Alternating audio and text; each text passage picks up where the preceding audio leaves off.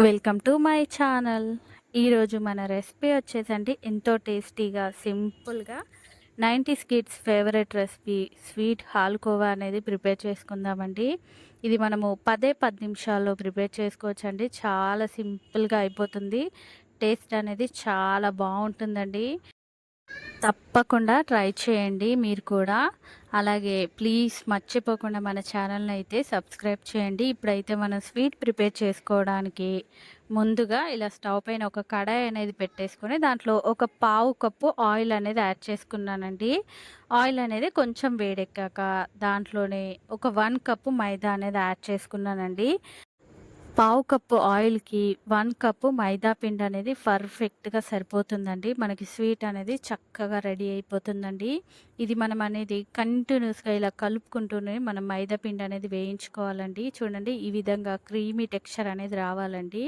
మనకి ఆయిల్ అనేది కొంచెం కొంచెంగా ఇలా పైకి తేలుతూ ఉంటుందండి. మనం ఇది వేయించుకున్న కొద్దికి.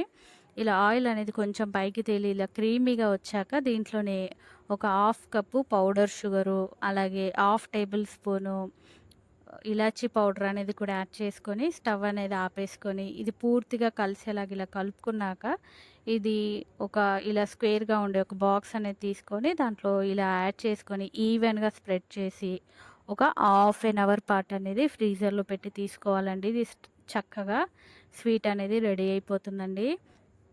చూడండి ఇలా హాఫ్ అన్ అవర్ ఫ్రీజర్‌లో పెట్టి తీసుకున్నానండి.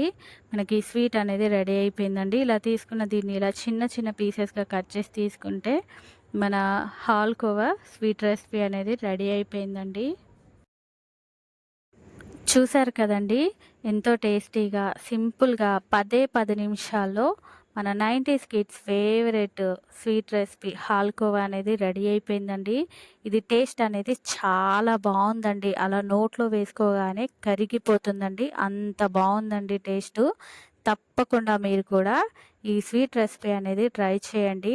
అలాగే మీలో ఎంతమందికైతే ఈ స్వీట్ అనేది గుర్తుందో వాళ్ళు మన కామెంట్ సెక్షన్‌లో కామెంట్స్ చేయండి.